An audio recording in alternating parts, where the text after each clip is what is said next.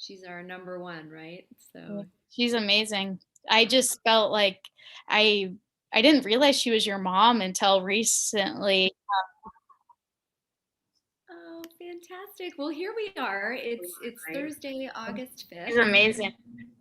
Yeah, and we're sort of so Kelsey, I'm not sure if Paige has talked you through how all of this is gonna go down, but we're live streaming now on YouTube. I So did see that. probably should have given you a heads up that we were kicking in, but we are kicking in now.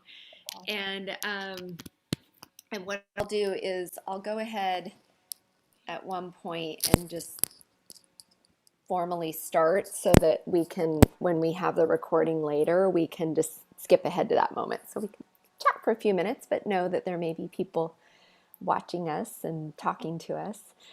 Um, yes, my mother is, she is a force of nature and she's been through a lot, right? So she has a lot to offer the community and the conversation. And I know it was really meaningful to her that she was able to connect with you and others. And I wouldn't be surprised if she joined this session. So, She let me know she's driving, but oh, she okay. will be watching later.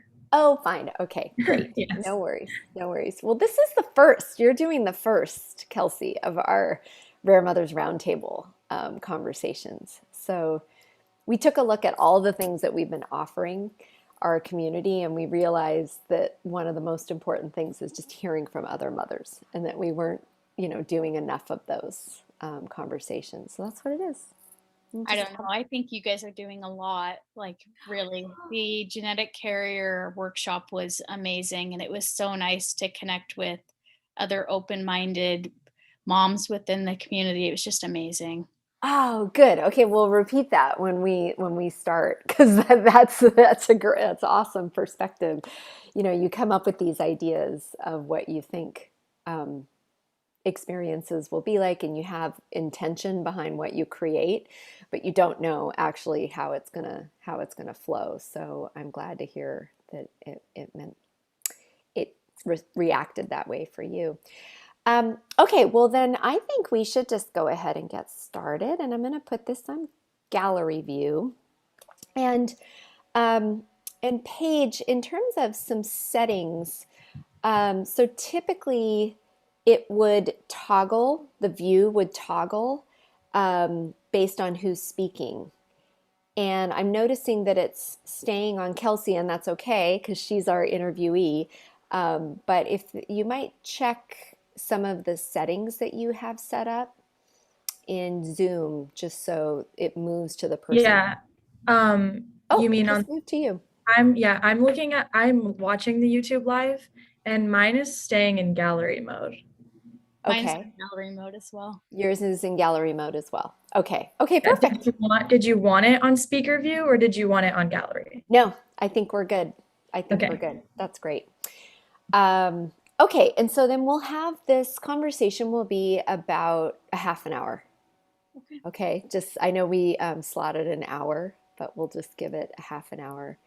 And I'm just going to introduce what this is conversation's all about, and then I'm going to ask you to introduce yourself, and then I'll run you through just this is just a conversation. So a series of prompts. Nothing you needed to prepare for. These are all things that you're already doing and you already have lived experience in, right? So, okay. Okay, cool. Okay, so let's get started. So, oh my goodness, my name's Crystal Barrett O'Loughlin from Angel Aid, and we're doing our very first Rare Mothers Roundtable, and I am just thrilled. It's Thursday, August 5th, 2021, and we get an opportunity to talk with a rare mother who has been sharing her experience and her perspective with our community for, gosh, about the last 2 months. We've been involved in Voice of the Rare Carrier workshop, and Kelsey Ross is our featured rare mother for the Rare Mother Roundtable today. Hi, Kelsey. Hi, how are you guys doing today? We're good. We're good. We've got also Paige Rogers, our community manager, who works really closely with our community of rare mothers. And thank you just in advance to Paige for orchestrating this conversation.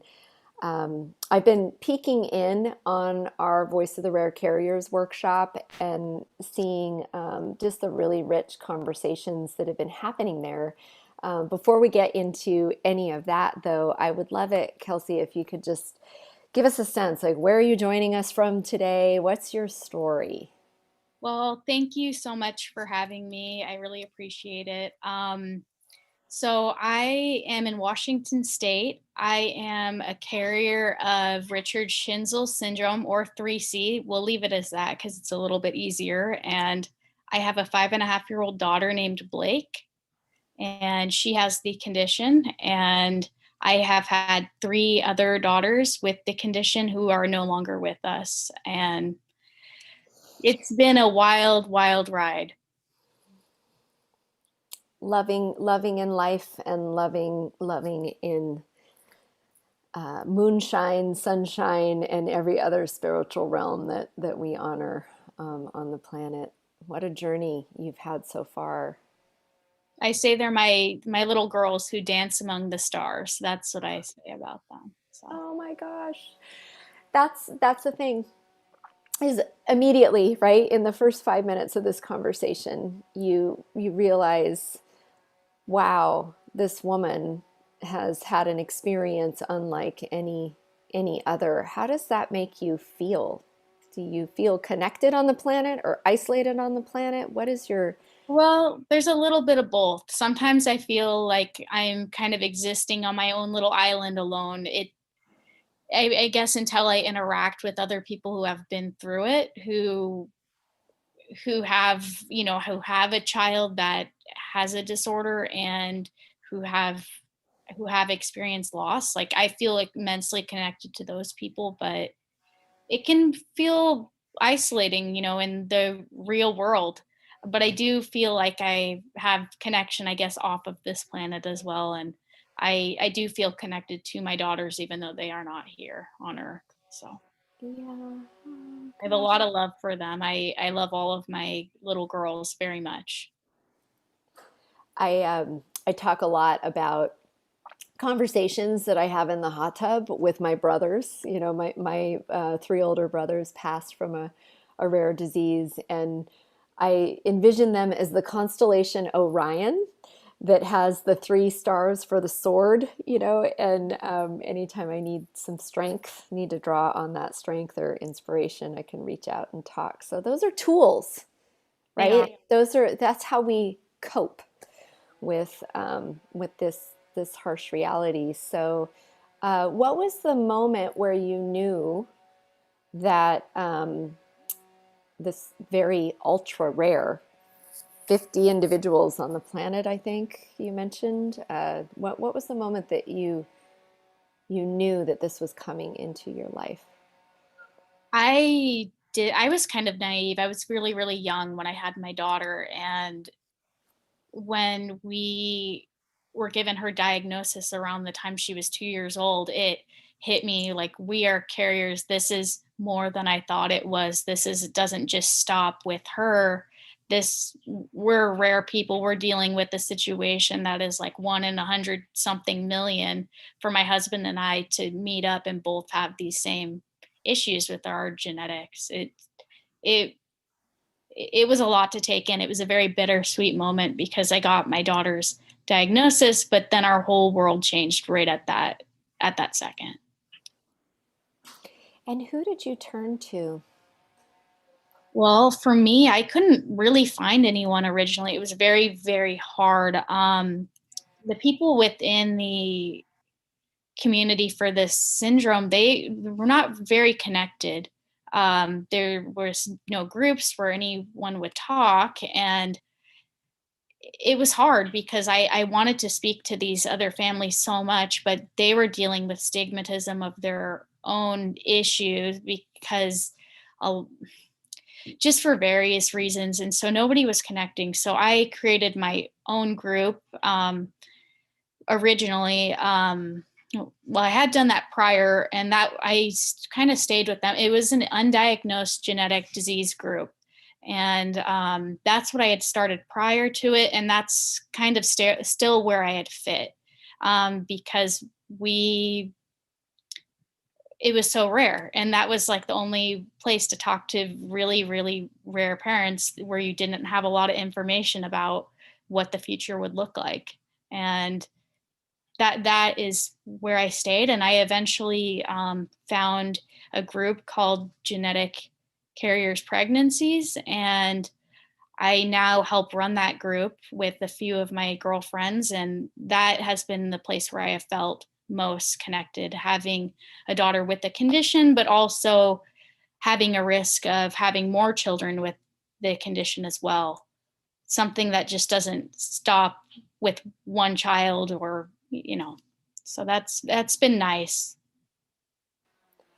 Isn't that interesting? I'm listening to you, and first of all, thank you for giving back to this community, and standing up and stepping forward and being vulnerable and working with other parents that may, need the support, especially in the undiagnosed area, right? I mean, it's like your maternal instincts are all firing that things are not quite right with your child, and you're just on, it's like the proverbial overused term, but reality, this diagnostic odyssey, trying to figure out what's going on. Um, in that sense, how do you help your undiagnosed community cope with that feeling of not having answers? Well, we just try and relate and share our stories and how we have felt. Although my daughter has a diagnosis, she's technically not diagnosed because my mutation that's from me has never been seen before. And so I'm still dealing with that. I've had 4 affected children, and we still don't have an official diagnosis. Even with that, like, the lab hasn't recognized it, or science hasn't recognized it as a pathogenic or disease causing variant. And so we just do a lot of relating. I have created a database within the group to add people's variants of unknown significance. So those are their mutations that science doesn't know whether it is disease causing or not. And we put those in, basically for the gene. We can add the specific mutation, and we add the symptoms. And that is how one of the ways we've connected other families. But we just do a lot of talking about how hard this is. How, it's easier for us now because we know what my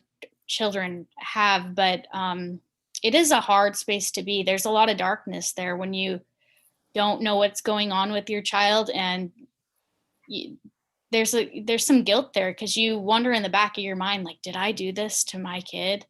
And there's just a lot of pieces aside from just having a special needs child, or a child with high medical needs. There's things that you wouldn't think about within the undiagnosed realm, and it's nice to talk to other people about those things. Absolutely. I talk a lot about connection is the act of compassion, Yeah. right? That nobody can understand more than another family or mother or caregiver that's been going through this experience. It's not something you can educate for how to handle it because there's so many different variables, right? So it's really just coming There's no together, and handbook. there's no handbook for any of this. Yeah, there isn't, and there's an entire industry, the pharmaceutical biotechnology and research and science industry, and all that advocacy that supports those efforts that are built on hope, Yeah. right? They're built on the future and this idea that we will treat and cure these diseases. And I do think that in our lifetime, we're going to start seeing not just more treatments, but cures for many of these diseases. I think the science is just, it's like aggregating, right? But it's like anything else. I mean, there's a flip side to hope. There's a yin and a yang, right? The flip side to hope is despair. Yeah. And we don't have a lot of support structures for that reality, for that side of things. Yeah, connecting with people is just the best medicine while, going through something like this. It's other people's stories, other people's, you can learn a lot. There's a lot of education there, but it also makes you feel more connected and it brings you hope. And it's nice to have other people who have been ahead of you lighting the path to your journey ahead. So Yeah, that's what your absolutely. mom has done for me in so many ways. Like just Oh, hearing her, I see so there's so many parallels and it's amazing. I don't know. thank you for saying that, Kelsey. Well, if there's individuals watching, my mother Phyllis is 77. She had five children. I'm the youngest of the five, and three of her four boys had MPS disease, mucopolysaccharidosis, and they passed away at 12, 18, and 19 years old. So these are decades long journeys. And I think that's kind of the other sort of piece of this is we've got a lot of bereaved parents in our community, and there's almost this assumption or idea that once your child is passed, your journey ends. And that's just, these are lifelong, forever changed experiences. And being able to share them with young mothers like yourself, I know is really meaningful to my mother. She feels like she can give back some of her perspective.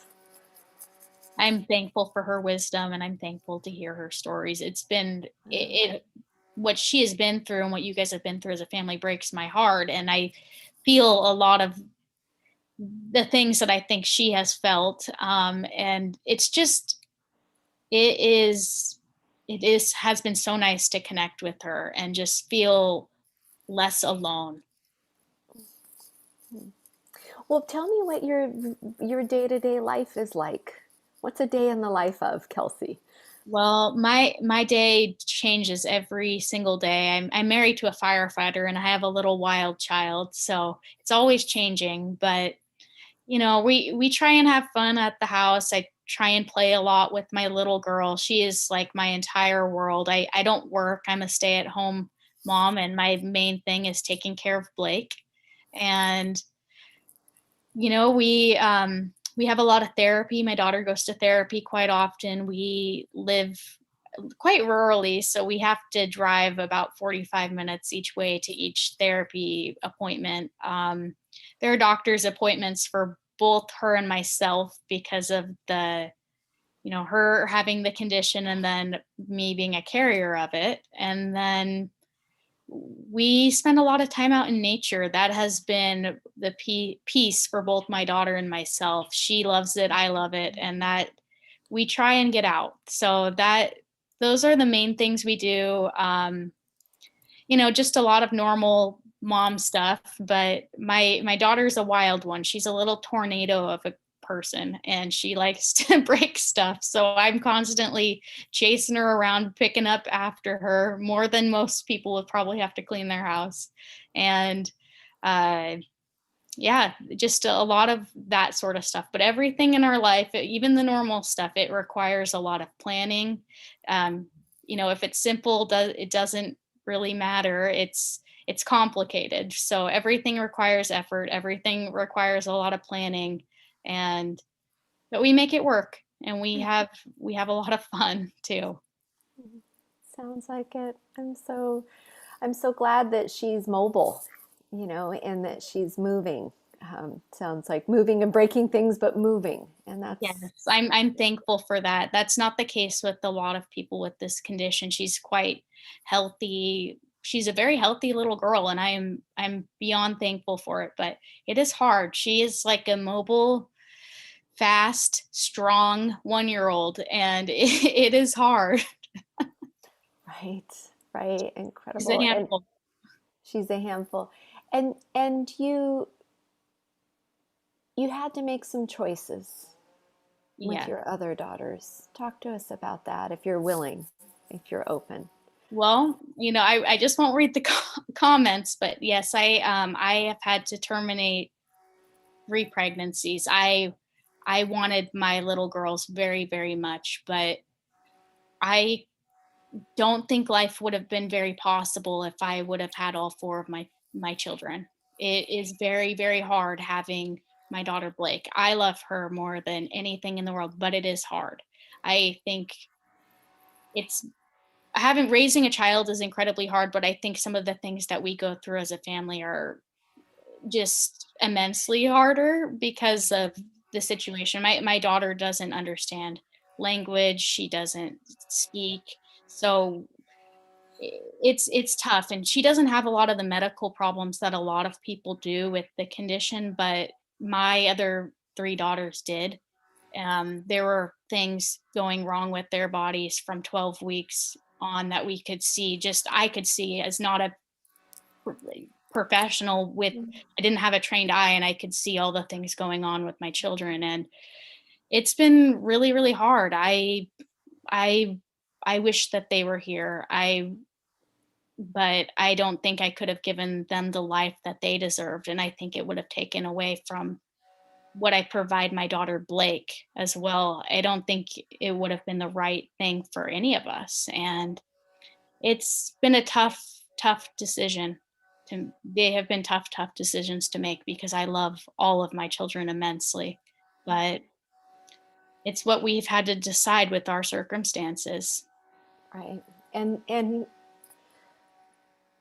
these are the choices in life that you never want to have to face. And your partner, your husband, is with you as you're making these decisions. Talk about his point of view. How has he Well, been a source of strength for you? Well, my husband and I, we've been together since we were 12 and 13 years old. So we've been together since we were children. It's been 14 years together, and we're still very, very young. We never thought we would have to make any of these decisions because we love each other. We wanted children. That was our discussion from day one. We were talking about kids far before we should have been talking about children. And it it has been hard on him. I think it's been harder on me as a mother because I have been the one carrying and holding and feeling my babies move and growing with them, but I know it affects him immensely. He's also, I mean, like I said, he's a firefighter, so he deals with trauma all of the time, and it's it's been hard on all of us. I think he has been amazing though. He has been so supportive of what I want to do moving forward. He's been supportive of my wants of having children, of having a family, and I'm so thankful for him. I don't think I could have went through this with anyone else because this sort of thing could break relationships. It could break families, but we have come together closer through our loss. That's so inspiring, Kelsey. Thank you for sharing that because that's also, in the world of health and wellness, you want to come into a space knowing that there's no judgment, right? And and that's what we try to create at Angel Aid is an environment where there's no judgment. It's an individualized experience, but it's an easing of the burden if we can share it, and Yeah. that's what we're so grateful that you're doing. Now you mentioned, tell me your husband's name again. His name is Brandon. Brandon. Okay, you mentioned that Brandon's supportive of the work that you do. So talk about that. What does advocacy mean to you? What does running these support groups mean to you? What do you hope to give back to the community? Well, honestly, like I said prior, it can feel like a really lonely world. You can feel like you're on this island alone, kind of floating in a dark abyss sometimes. And advocacy to me is support. It can be various forms of support, and I enjoy connecting with other parents. It does a lot for my heart, and and people who are non-parents as well. Like, it does a lot for me, and it's amazing to help others to help them understand what options they have, maybe light the path a little bit Mhm. for them, like people have done for me. It it's beautiful to just to educate people. I enjoy, I mean, people within our community and people outside of it, because educating people who are outside of your community helps our communities as well. Like, people don't, in the general normal world, don't understand these things or even know about them, and it's not their fault. And the best way to make it better is to talk about it, is to tell your story and to explain it. So that it's it's been very helpful for myself to connect with other moms. I enjoy it. It's wonderful and fun, but it I want to spread awareness about these issues, because that's the only way to move forward. People need to know. Yes, they do. And that's why we're talking today, right? Right. So, um, you talked about connecting within the community, and the relief that comes there. Um, what about those moments when you're sort of alone with your feelings? You're alone with, the reality of what is happening with your daughter. Talk about how you handle those Well, moments. it can be hard, it can be dark. There's the moment thoughts play in my head all day long, to be honest, with the things that are difficult in our lives, raising our daughter and the losses we've experienced, and just all of the circumstances we have. And it can be tough, but for me, I like to go back to the positive side of all of it, because it's not all dark. There is light that exists within all of this, a lot of light. And first, I have 4 daughters. That's pretty amazing, and I'm pretty thankful for that. And, you know, I I'm so thankful for the people that I've met. I know people, I have friends all around the world that I am so thankful to know. And I have learned so much about these topics that I never ever thought I would have. I've become an expert on these things, and it's amazing.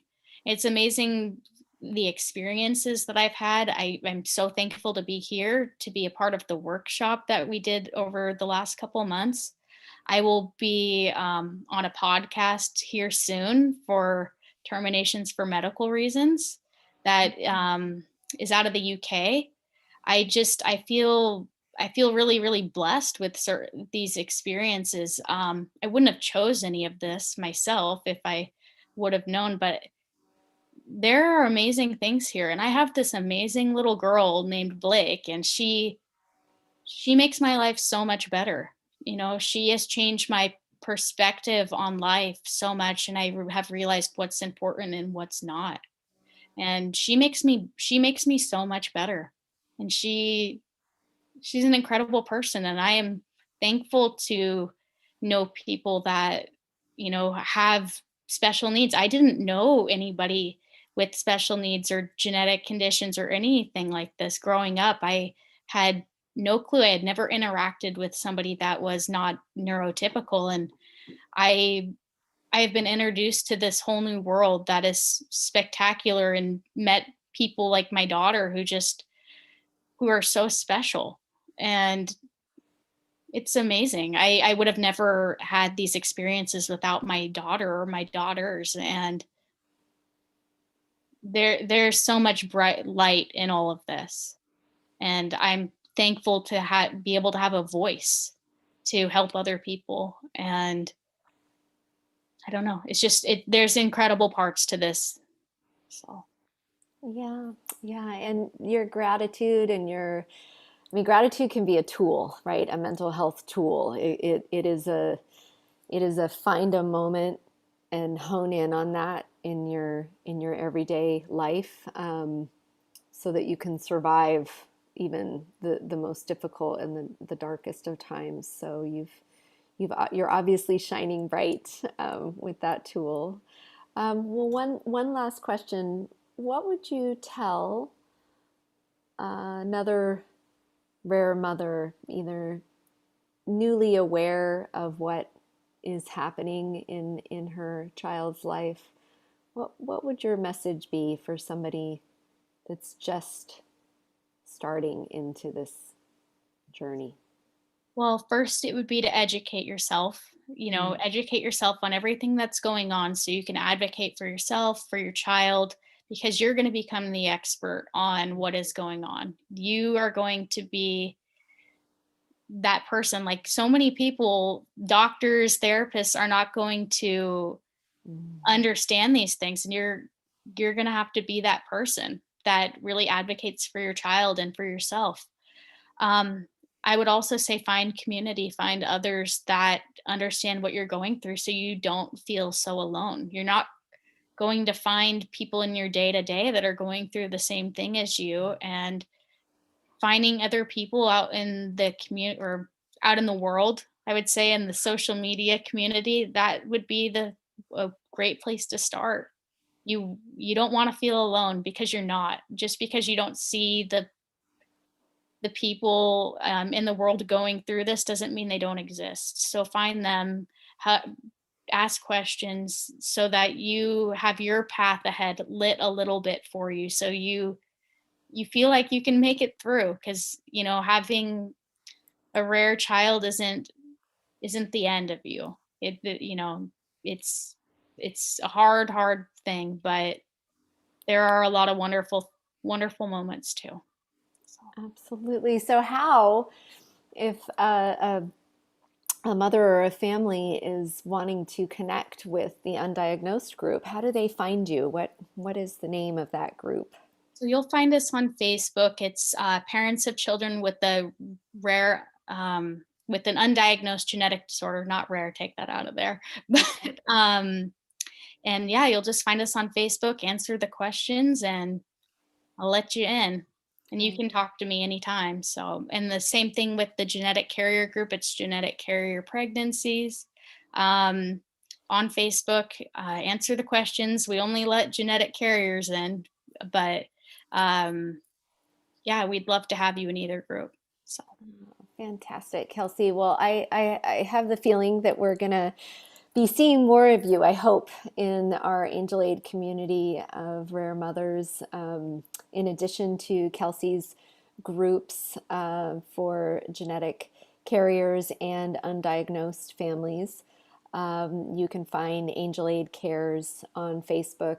Angelaidcares.org will take you to all of our workshops and events that we have coming up. We have weekly support groups that Paige is running. Paige, you want to tell them about what groups we have coming up right now? Sure. So we will be hosting this Rare Mothers Roundtable Thursdays at 10 a.m. Pacific time every week, and hopefully having really meaningful conversations like this one. Thank you, Kelsey, for kicking us off. And these workshops are open if you want to come and join the discussion, or they're available afterwards recorded. And then Tuesdays at 10 a.m. Pacific, we have Rare Mothers and Relationship with Padma Gordon, and we are just talking about how to be a rare mother in relationship with yourself, with your partner, with friends, other family members, children, medical professionals, just, relationship as an umbrella term. What does that mean? And how is, your experience as a rear mother work inside of that relationship? And it's really great. We have really deep, meaningful discussions. So, and then our next Rare Mother meetup is August 11th at 6 p.m. Pacific. And that is just another opportunity to just meet up and chat with Rare Mothers. That's led by a member of our community. And it's a really wonderful time to just connect. And it's really, really chill, really relaxed. Come when you can, leave when you need to. Just a time to spend time with others. That's fantastic. Thank you for giving that overview. And in between, when we're connecting live, we are in our community on Mighty Networks. So just go to angelacares.org and click join our community, and you'll receive the logins to come into the community. And, a lot of times we hear from our caregivers and our rare mothers in particular, it's the middle of the night. The only time I have for me is when everybody's asleep, right? So we have a lot of conversations and activity and rewatching of videos and posing questions into the community. We did make a decision to form our community off of Facebook so that we could have kind of a private environment just for rare mothers and rare caregivers, and offer our workshops through that experience. So we do have a private Facebook group, but most of the conversations happening in our Mighty Networks. So thank you so much, Kelsey. You've given so much. Any closing thoughts? No, I just thank you for having me here. I really, really appreciate it. I hope, someone watching this connects to one of our groups. I hope it helps someone. And I also have to say, this is the first time I've ever said publicly what has happened with three of our children. So I am glad to have broken that barrier today. So thank you for having me do it.